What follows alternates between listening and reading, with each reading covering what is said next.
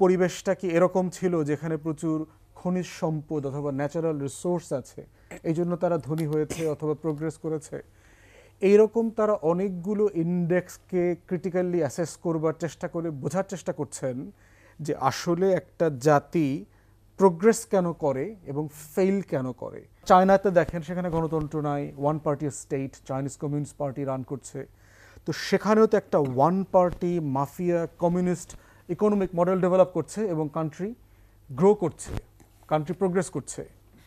তো এই বিভিন্ন ধরনের মডেলকে বুঝে তাদের কনক্লুশন হচ্ছে যে একটা জাতি প্রোগ্রেস করে অথবা করে না, এর একমাত্র কারণ হচ্ছে তার ইনস্টিটিউশনস।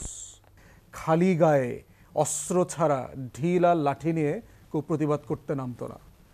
তো প্রমাণ করে দিচ্ছে রক্ত দিয়ে যে এই দেশে কোনো কিছু ঠিক নাই। এবং স্লোগানগুলো খেয়াল করেন, দেশটা তোর বাপের না। স্লোগান, রাস্তায় রাস্তায় সবাই স্লোগান, দেশটা তোর বাপের না। আবু সাইদ রে ফিরায়ে দে, নইলে কোটা নিয়ে নে। জাতীয় প্রতিষ্ঠানগুলোর ওপর কি দেশের জনগণ খুশি? যদি না হয়ে থাকে তাহলে কেন নয়, করণীয় কি? আমেরিকাতে 2013 সালে একটা বই পাবলিশ হয়েছে যে ওয়াই নেশনস ফেইল।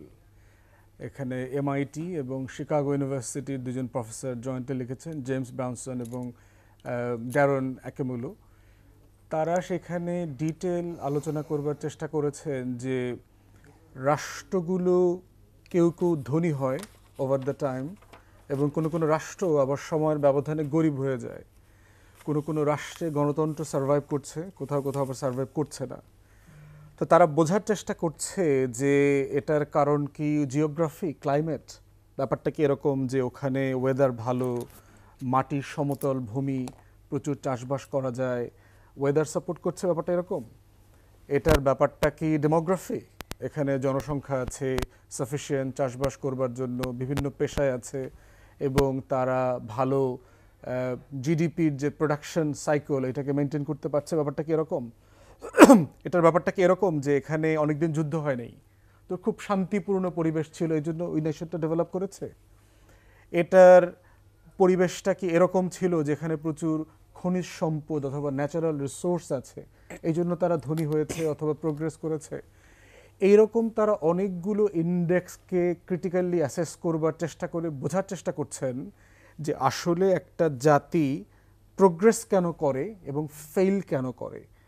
যেমন ধরেন কেস স্টাডি হিসেবে তারা দেখিয়েছে, কোরিয়া ধরেন একটা অঞ্চল, একই জনগোষ্ঠী, ধর্ম, ভাষা, সাইজ, জিওগ্রাফি, ক্লাইমেট সবই ধরেন একটা পেনিনসুলা, একটা অংশ প্রচণ্ড দুর্ভাগ্যের মধ্যে জীবনযাপন করছে, দুর্ভিক্ষের মধ্যে জীবনযাপন করছে, তাদের শরীর স্বাস্থ্যের অবস্থা ভালো না, লেখাপড়ার অবস্থা ভালো না, অভাবে অনটনে আছে।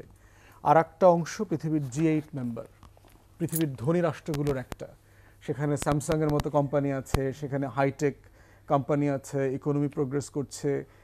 তো কেন, কি এখানে ডিফারেন্স মেক করছে? তারা আফ্রিকার অনেকগুলো নেশনের সাথে মানে কম্পেয়ার করবার চেষ্টা করেছে।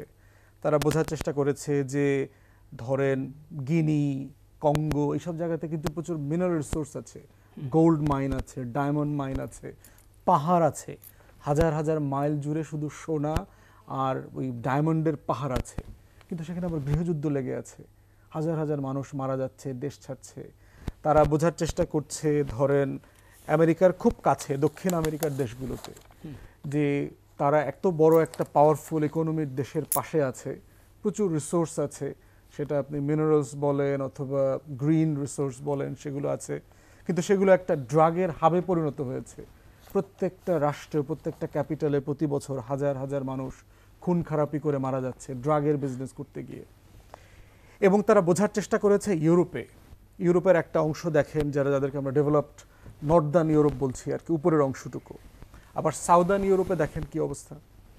তারা রাজনৈতিক এবং অর্থনৈতিক বন্দোবস্ত বোঝার চেষ্টা করেছে যে এটা কি গণতন্ত্র অথবা পুঁজিবাদ থাকবার কারণে হচ্ছে।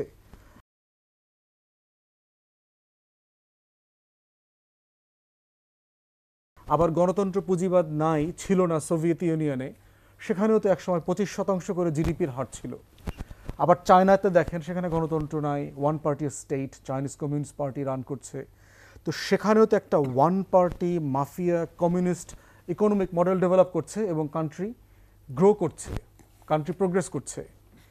তো এই বিভিন্ন ধরনের মডেলকে বুঝে তাদের কনক্লুশন হচ্ছে যে একটা জাতি প্রোগ্রেস করে অথবা করে না এর একমাত্র কারণ হচ্ছে তার ইনস্টিটিউশনস। তারা যে কনক্লুশনে আসছে যে স্টেডি প্রোগ্রেস করেছে যে জাতিগুলো, তারা করেছে বিকজ তাদের ইনস্টিটিউশনগুলো ক্ষমতা এবং রাজনৈতিক দলকে ছাপিয়ে যায়। আর যেখানে ফেল করে সেখানে দেখা গেছে ইনস্টিটিউশনগুলো ক্ষমতা এবং রাজনীতির নিচে চলে যায়, নিয়ন্ত্রণে চলে যায়। এবং তার এক্সাম্পল দিয়েছে, এবং আমরা যারা লম্বা সময় ইউরোপে ছিলাম আমরা দেখেছি যে ইউরোপের ইটালি ধরেন গত 69-70-এর পর থেকে তাদের কোনো সরকার 3-3.5 বছরের বেশি সার্ভাইভ করে নাই। কিন্তু আপনি রোমে যান, সিসিলিতে যান, ভেনিসে যান, আপনি অন্য যে কোনো শহরে যান, আপনি বুঝবেন না যে এই রাষ্ট্রে এটা রাজনীতিতে ঝামেলা হচ্ছে, কোয়ালিশন ফর্ম করছে, 6 মাস পর মন্ত্রী ভেঙে যাচ্ছে, মন্ত্রিসভা ভেঙে যাচ্ছে।